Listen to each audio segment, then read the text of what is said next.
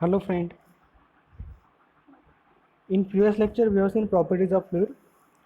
Before starting the numerical on viscosity, मैं आपको थोड़ा सा पिछले लेक्चर का रिवाइज करता हूँ. पिछले लेक्चर में हमने देखा था properties of fluid. The first property was mass density. So what is mass density? आप सबको पता ही है. Mass density is mass to the volume, और मास पर unit volume is called mass density. Clear? जिसका यूनिट है केजी पर मीटर क्यूब. उसके बाद में हमने देखा था स्पेसिफिक वेट और वेट डेंसिटी. सिंपल है. वेट डेंसिटी भी क्या है? It is ratio of weight of the fluid to the volume. Okay, mass अगर ले रहे हो, mass to the volume, mass पर यूनिट वॉल्यूम ले रहे हो तो मास डेंसिटी, वेट पर यूनिट वॉल्यूम रहे हो तो वेट डेंसिटी. अब वेट को हम क्या लिख सकते हैं? Mass into acceleration due to gravity, M into G. तो हमें मिलेगा rho into G. Weight density हमें क्या मिलेगा? रो इंटू जी, मतलब mass density into specific gravity. उसके बाद भी हमने देखा था स्पेसिफिक वॉल्यूम. स्पेसिफिक वॉल्यूम क्या है? Volume of fluid to the mass of fluid. It is generally reciprocal of mass density. Specific volume is reciprocal of mass density, और mass density, specific volume is reciprocal of mass density, और mass density is reciprocal of specific volume. इसका unit क्या है? Metre cube पर KG. Clear? इसके बाद में हमने देखा था स्पेसिफिक ग्रेविटी. स्पेसिफिक ग्रेविटी क्या है? स्पेसिफिक ग्रेविटी का दूसरा नाम रिलेटिव डेंसिटी भी है, जो मैंने पिछली बार बताया था.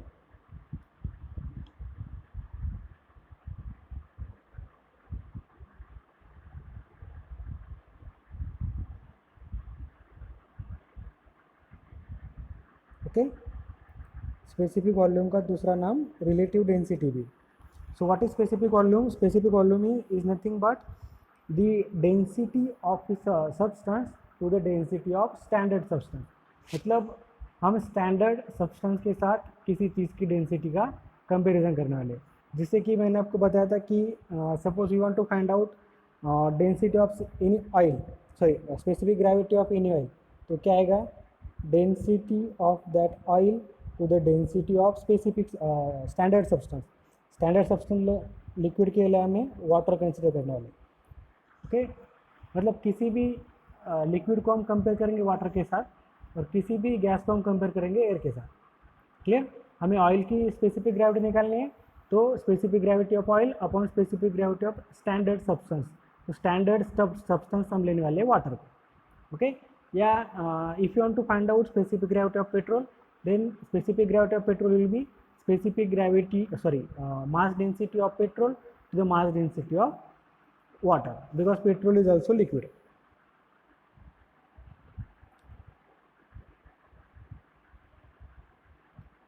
और इससे क्या होता है? स्पेसिफिक ग्रेविटी का इंपॉर्टेंस क्या है? अगर आपको स्पेसिफिक ग्रेविटी मालूम है तो आप उस चीज़ की डेंसिटी निकाल सकते हो, या फिर आपको डेंसिटी मालूम है तो स्पेसिफिक ग्रेविटी निकाल सकते हो. अब देखो यहाँ पर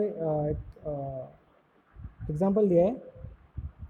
for example specific gravity of mercury 13.6, तो डेंसिटी कितनी आएंगी? स्पेसिफिक ग्रेविटी क्या है? Density of mercury upon density of water. तो आपको डेंसिटी निकालनी है, तो डेंसिटी ऑफ वाटर उधर गया. डेंसिटी ऑफ वाटर कितना है? 1000. मतलब 13.6 इंटू 1000, ये आएगा 13,600 kg पर मीटर क्यूब. क्लियर? सिंपल सा न्यूमेरिकल हम सॉल्व करेंगे, मे बी 2 मार्क के लिए आ भी सकता है. Calculate specific weight, density and specific gravity of 1 litre of liquid which ways 7 Newton. अब यहाँ पर आपको क्या दिया है? उसका वेट दिया है. ध्यान में रखो, ये मास नहीं है. न्यूटन में वेट रहता है और मास केजी में रहता है. ओके, तो यहाँ पर आपको वेट दिया है और वॉल्यूम दिया है कितना? 1 litre. Okay, 1 litre equals to 10⁻³ metre cube. ये ध्यान में रखो, या 1000 centimetre cube. Clear? 1 litre means 10⁻³ metre cube, और 1 litre equals to 1000 centimetre cube. Clear? अब आपको निकालना स्पेसिफिक वेट. वेट मतलब क्या है? स्पेसिफिक वेट मतलब क्या है? Weight upon volume. वेट दिया है 7 और वॉल्यूम दिया है 10⁻³, तो क्या होगा? 7000 न्यूटन पर metre cube. Okay, similarly density निकालना है। डेंसिटी आप स्पेसिफिक वेट से निकाल लेंगे। स्पेसिफिक वेट मतलब रो इंटू जी, मतलब weight density equals to mass density into G. तो आपको निकालना है रो, तो आप इस जी को इधर जाने दो, ये होगा जी। तो 700 डिवाइड बाई 9.81 आपको मिलेगा 713.5 kg पर मीटर क्यूब डेंसिटी। अब देखो, आपको स्पेसिफिक ग्रेविटी निकालना है। स्पेसिफिक ग्रेविटी मतलब क्या है? Density of liquid to density of water. Density of liquid हमने अभी अभी निकाली 713.5 और वाटर की डेंसिटी 1000 है, क्या तो वो क्या आएगा 0.7135। वो यूनिट लेस है क्योंकि वो ratio of same quantity. Clear? तो ये बहुत सिंपल न्यूमेरिकल था। ये ऐसे न्यूमेरिकल आपको 2-2 मार्क के लिए आ सकते। दूसरा न्यूमेरिकल हम देखेंगे, calculate the density, specific weight and weight of 1 liter of petrol of specific gravity 0.7। इस न्यूमेरिकल में आपको क्या दिया है?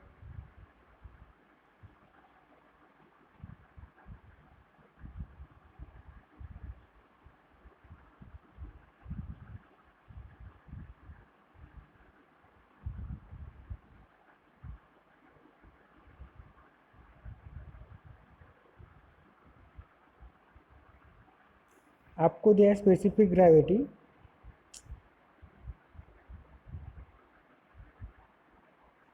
और वॉल्यूम दिया है 1 लीटर। 1 लीटर मतलब आपको मालूम है 10⁻³ मीटर क्यूब और स्पेसिफिक ग्रेविटी 0.7। और पूछा क्या है? डेंसिटी। बहुत सिंपल है, स्पेसिफिक ग्रेविटी को वाटर की डेंसिटी से मल्टीप्लाई कर दो, आपको मिलेगा डेंसिटी, वो आएगा 700 kg पर मीटर क्यूब। स्पेसिफिक वेट,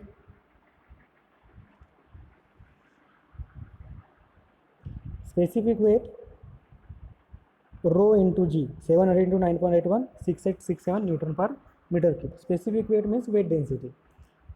और आपको निकालना है अभी वेट, तो स्पेसिफिक वेट से हम वेट निकाल सकते हैं क्योंकि स्पेसिफिक वेट और वेट डेंसिटी क्या है? Weight upon volume. वेट हमने अभी अभी निकाला है, वॉल्यूम दिया हुआ है, तो वेट क्या आएगा? 6.867 न्यूटन। बहुत सिंपल है, 2 मार्क के लिए आ सकते हैं क्वेश्चन, जो मैंने पिछले लेक्चर में नहीं लिए थे इसलिए इसको ठीक से लिया। अब पिछले लेक्चर्स में हमने विस्कोसिटी देखा क्या था? What is viscosity? Viscosity is nothing but the opposition to the flow. Resistance offered by fluid to the flow is nothing but viscosity. और viscosity is defined as property of a fluid which offers resistance to movement of one layer of fluid over another additional layer of fluid. मतलब अगर ऐसे 2 layer है तो ये 2 layer के बीच में friction होगा, वो फ्रिक्शन होता है दोनों के रिलेटिव वेलोसिटी की वजह से, और उस फ्रिक्शन की वजह से जो रेजिस्टेंस क्रिएट होता है उसे कहते हैं विस्कोसिटी। क्लियर? अब ये हमने पिछली बार भी देखा। Suppose we are considering 2 layer. पहला लेयर है जिसकी velocity u plus d u, दूसरा लेयर है जिसकी वेलोसिटी u है, और दोनों के बीच में कितना डिस्टेंस है? dy। क्लियर? तो अब देखो, ऊपर वाले लेयर की वेलोसिटी है u प्लस डी यू और नीचे वाले की वेलोसिटी है u, तो उसकी रिलेटिव डेंसिटी, रिलेटिव वेलोसिटी कितनी हो गई? du।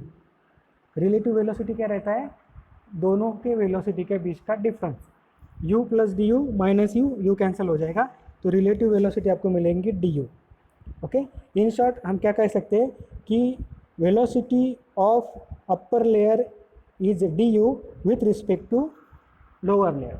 लोअर लेयर के विथ रिस्पेक्ट में अपर लेयर की वेलोसिटी du है। क्लियर? जो पिछली बार मैंने बोला था ये पर लिखा, the top layer causes a shear stress on adjacent lower layer while the lower layer causes shear stress on adjacent top layer.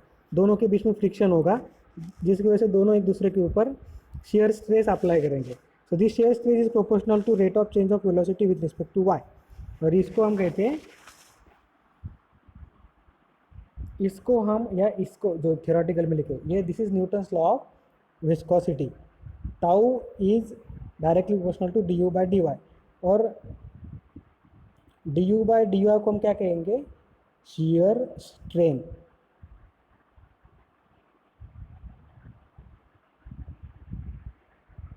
समझ में आ गया? This is shear strain. अब देखो ये प्रोपोर्शनल है, हमने कांस्टेंट पुट कर दिया तो हम लिख सकते हैं tau equals to mu into d you by D y. ये म्यू जो हमने कांस्टेंट ऑफ प्रोपोर्शनलिटी लिया है उसे कहते हैं coefficient of viscosity, where mu is constant of proportionality and known as coefficient of dynamic viscosity or only viscosity. du by dy represent rate of shear strain or rate of shear deformation or velocity gradient. Okay तो mu को हम क्या लिख सकते हैं, mu एक side में बाकी चीज़ें एक साइड में, tau equals to D u by d y. Okay so thus viscosity is also defined as shear stress required to produce unit rate of shear strain. ये भी उसका एक अलग डेफिनेशन हुई. मतलब हम 3-4 तरीके से विस्कोसिटी को डिफाइन कर सकते हैं. अब हमें इस म्यू का यूनिट देखना है कैसे आया. जो म्यू क्या है, shear stress upon shear strain, मतलब shear stress upon d u upon d y. तो डी यू क्या है, चेंज ऑफ वेलोसिटी, और डी वाई क्या है, चेंज ऑफ डिस्टेंस. ओके तो shear stress का यूनिट क्या है, और shear stress को हम क्या लिख सकते हैं, फोर्स अपॉन एरिया. आपको मालूम है स्ट्रेस क्या है, force upon area. Velocity length upon time. ये जो डिस्टेंस है, डिस्टेंस को हम लेंथ पे कंसिडर करेंगे. तो इसको अगर हमने रीअरेंज कर दिया तो आपको मिलेगा फोर्स. ये लेंथ क्या है, डिनोमीटर ऑफ डिनोमीटर ऊपर जाएगा. एरिया को हम क्या लिख सकते हैं, length into length square. Okay 1 by time, तो होगा force into time upon length square. मतलब जो विस्कोसिटी का यूनिट आएगा फोर्स का यूनिट न्यूटन, टाइम का यूनिट सेकंड, लेंथ का यूनिट मीटर, तो लेंथ का स्क्वायर मीटर स्क्वायर. समझ में आ गया? इसको सिर्फ अरेंज किया है. तो ऐसा यूनिट क्या होगा विस्कोसिटी का, न्यूटन सेकंड पर मीटर स्क्वायर. जैसे हम पास्कल सेकंड भी कह सकते हैं क्योंकि न्यूटन पर मीटर स्क्वायर पास्कल रहता है.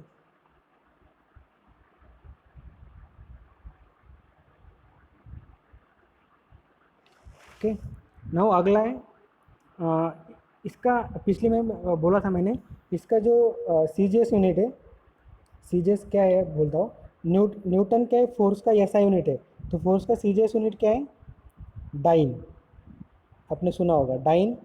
टाइम तो सेकंड में से रहता है, और लेंथ का सी जी एस यूनिट क्या है, सेंटीमीटर स्क्वायर. ओके अब हम कह सकते हैं कि ऐसा unit of viscosity newton second पर मीटर स्क्वायर, और C G S unit of viscosity dyne second पर सेंटीमीटर स्क्वायर. समझ में आ गया? ये जो मैंने इधर लिखा है डाइन सेकंड पर सेंटीमीटर स्क्वायर, ये है C G S unit of viscosity, जिसको हम पॉइस भी कहते हैं. पॉइस, डाइन सेकंड पर सेंटीमीटर स्क्वायर को हम पॉइस कहते हैं. ओके और न्यूटन सेकंड पर मीटर स्क्वायर को पास्कल सेकंड. समझ में आ गया? तो 1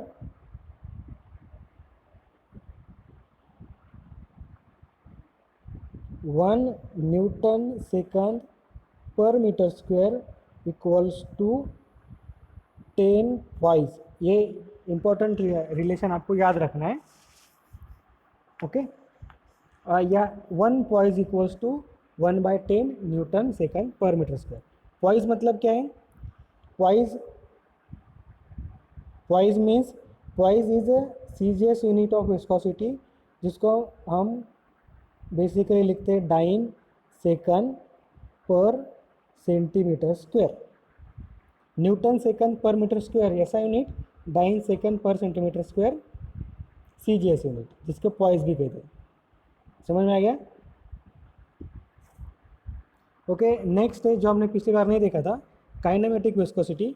सो kinematic viscosity is very easy to define. It is defined as ratio of dynamic viscosity to the density. It is known as kinematic viscosity and it is denoted by nu. This is not v, this is nu. Okay इसको हम ऐसे लिखते हैं. Okay kinematic viscosity is represented by nu and nu is nothing but viscosity upon density. समझ में आ गया? So it is defined as the ratio of dynamic viscosity and density of fluid and it is denoted by nu. Okay, and उसका unit क्या हो गया, अगर आप म्यू का यूनिट रख देंगे यहाँ पर और रो का यूनिट रख देंगे तो आपको बाद में मिलेगा मीटर स्क्वायर पर सेकंड। ओके, और इसमें भी सीजीएस यूनिट है। इसका जो सीजीएस यूनिट है इसको हम लिख सकते हैं सेंटीमीटर स्क्वायर पर सेकंड, और इसको कहते हैं स्टोक। क्लियर, सेंटीमीटर स्क्वायर पर सेकंड को हम क्या कहते हैं, स्टोक, और डायनामिक विस्कोसिटी के सीजीएस यूनिट को हम क्या कहते हैं, पॉइस। ओके, इसका भी एक रिलेशन है, 1 मीटर स्क्वायर पर second equals to 10⁴ stoke. Clear, 1 metre square पर second equals to 10⁴ stoke. Understood? Okay, अब न्यूटन्स लॉ तो हमने देखा है, अब हम डायरेक्टली जाएंगे न्यूमेरिकल पे, बाकी की चीज़ हम बाद में देखने वाले। हाँ, ये न्यूमेरिकल बाद में देखेंगे। अब देखो, पहला न्यूमेरिकल मैं ले रहा हूँ, ये न्यूमेरिकल एग्जाम में भी आ चुका है। Calculate the dynamic viscosity of an oil which is used for lubrication between square plate of size 0.8 meter by 0.8 meter and inclined plane with angle of inclination 30° as shown in figure. The weight of the square plate is 300 Newton and it slides down the inclined plane with uniform velocity of 0.3 meter per second. Thickness of oil film is 1.5 meter. अब क्या क्या दिया है हम ठीक से देखेंगे। ये जो स्क्वायर प्लेट दी है, ये जो ब्लैक ब्लैक पोर्शन है स्क्वायर प्लेट है, इसका शेप कैसा है, ऐसा स्क्वायर है। ये भी 0.8 और ये भी 0.8, या आपको साइड व्यू से सिर्फ एक ऐसा एक स्क्वायर दिखेगा, लेकिन इसका जो साइज़ है वो ऐसे 0.0.8। क्लियर? अब दूसरा देखेंगे, ये जो स्क्वायर प्लेट है वो एक इंक्लाइन प्लेन के ऊपर मूव हो रही है जिसका इंक्लिनेशन 30° है, और स्क्वायर प्लेट का जो वेट है वो कितना है, 300 न्यूटन। और ये जो ऑयल फिल्म है, मतलब स्क्वायर प्लेट और प्लेन, इसके बीच में जो ऑयल है उसका थिकनेस है 1.5 mm। क्लियर? और दूसरी इंपॉर्टेंट चीज़, ये जो स्क्वायर प्लेट है वो मूव हो रही है 0.3 मीटर पर सेकंड वेलोसिटी से। समझ में आ गया? एक स्क्वायर प्लेट है जो एक सरफेस पर है और उसके बीच में ऑयल है, ऑयल का थिकनेस है मतलब उस सरफेस और स्क्वायर प्लेट के बीच में कितना डिस्टेंस है, 1.5 mm, जो ऑयल से भरा हुआ है। स्क्वायर प्लेट का वेट है 300 न्यूटन और उसकी वेलोसिटी है 0.3 मीटर पर सेकंड। समझ में आ गया? अब हमें निकालना है इसका डायनामिक विस्कोसिटी। तो डायनामिक विस्कोसिटी निकालने के लिए हमें क्या लगेगा, उसके लिए हमें निकालना पड़ेगा शियर स्ट्रेस और शियर स्ट्रेन। ओके, तो शियर स्ट्रेस क्या है, फोर्स अपॉन एरिया। अब यहाँ पर देखो, ये जो वेट है वो हमें अलोंग द प्लेन लेना है।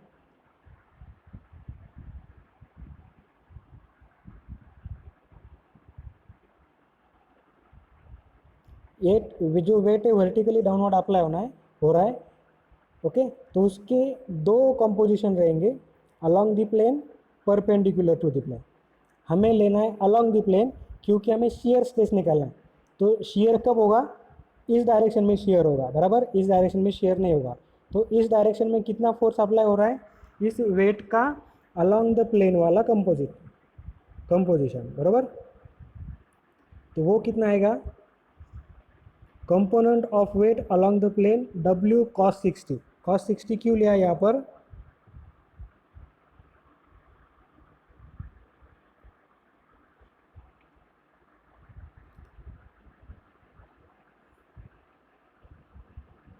ये 30 है तो ये कितना रहेगा 60। तो जो अलोंग प्लेन है वो रहेगा cos 60 और जो परपेंडिकुलर प्लेन है वो रहेगा sin 60, क्योंकि उसका प्लेन के साथ में एंगल 60 है। ये बात ध्यान में रखो। क्लियर? तो उस वेट का अलॉन्ग द प्लेन कंपोनेंट कितना है, W इंटू कॉस 60, W मतलब वेट, 300 इंटू कॉस 60, 150। अब देखो एरिया का प्लेट कितना है, 0.8 मीटर बाय 0.8 मीटर का स्क्वायर है, तो उसका एरिया कितना होगा, 0.8 into 0.8, 0.64 metre square. Okay, velocity 0.3, angle of plane 30 है, लेकिन वो जो वेट है वो 60 एंगल बना रहा है, ये बात ध्यान में रखो, इसीलिए 60 यहाँ पर। सो मतलब अलॉन्ग द प्लेन कितना वेट कितना फोर्स यहाँ पर अप्लाई हो रहा है, 150 mm। सो 150 अपॉन एरिया 0.64, ये हो गया शियर स्ट्रेस। डी यू कितना है, 0.3, क्योंकि प्लेन तो स्टेबल है, मूव सिर्फ प्लेट हो रही है, तो रिलेटिव वेलोसिटी कितनी आएंगी, 0.3 माइनस प्लेन की वेलोसिटी 0.3 माइनस 0.3 बराबर। तो डी यू कितना है, 0.3, डी वाई कितना है, 1.5 mm, दो बीच में का डिस्टेंस 1.5 mm, जो मीटर में कन्वर्ट करने के बाद 1.5 इंटू 10⁻³ मीटर। तो यहाँ से आप अब देखो, यहाँ हमारे पास सब मिल गया है, हमें शेयर स्ट्रेस भी मिल गया है, शेयर स्ट्रेस के बाद हमें डी यू मालूम है, डी वाई मालूम है, तो यहाँ से हम आराम से विस्कोसिटी निकाल सकते हैं। Tau equals to mu d you by D y. Tau कितना आ गया, 150 डिवाइड बाई 0.64, जो यहाँ पर है, ये हमने यहाँ से लिया। म्यू 0.3 ये रिलेटिव वेलोसिटी, और डी वाई ये 1.5 इंटू 10⁻³ ये अगर हमने पुट किया और कैलकुलेशन किया तो हमें मिलेगा विस्कोसिटी 1.17 न्यूटन पर सेकंड, सॉरी न्यूटन सेकंड पर मीटर स्क्वायर। या पॉइस में निकाला तो इसको 10 से मल्टीप्लाई कर दो, 11.7 पॉइस। समझ में आ गया, ये एग्जांपल एग्जाम में बहुत बार आ चुका है।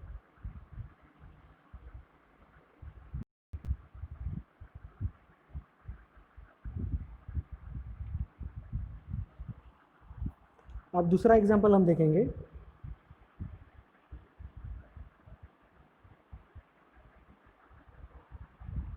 The space between two square flat parallel plate is filled with oil. Each side of the plate is 60 centimeter. The thickness of oil film is 12.5 mm. The upper plate, which moves at 2.5 meter per second, required a force of 98.1 Newton to maintain the speed. Determine the dynamic viscosity of oil, and number 2 kinematic viscosity of oil if the specific gravity of oil is 0.95। Okay, अब दिया क्या क्या देखो, square plate दिया है जिसकी size जो मतलब आपको क्या दिया है, इन शॉर्ट एक स्क्वायर प्लेट है जो दूसरे स्क्वायर प्लेट पे, ये स्क्वायर नहीं वर्क है, स्क्वायर क्या मालूम है क्या आपको, ठीक से बता देता हूँ। अगर हम साइड व्यू से देखेंगे तो हमें ऐसा मिलेगा, लेकिन इसको हम ऊपर से देखेंगे तो हमें ऐसा दिखेगा। ये टॉप व्यू है, ये साइड व्यू है, क्लियर। तो स्क्वायर ऐसा है, मतलब आपको इस डायरेक्शन में स्क्वायर दिखेगा, क्लियर। तो आपको क्या दिया है अभी, 2 स्क्वायर प्लेट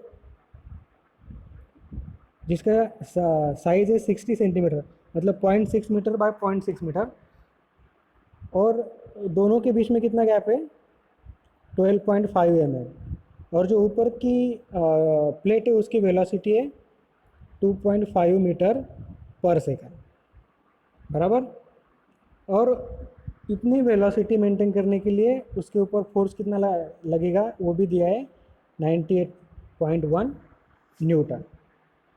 ओके, नीचे वाले प्लेट की वेलोसिटी नहीं दी है, तो हम ऐसा अज्यूम करेंगे कि वो स्टेबल है, वो स्टेडी है, और दूसरी प्लेट उसके ऊपर स्लाइड हो रही है, तो उसके बीच की जो रिलेटिव वेलोसिटी वो कितने आएंगी, 2.5 मीटर पर सेकंड, क्योंकि ऊपर की प्लेट, ये ऊपर की प्लेट है, वो 2.5 मीटर की वेलोसिटी से मूव रही है।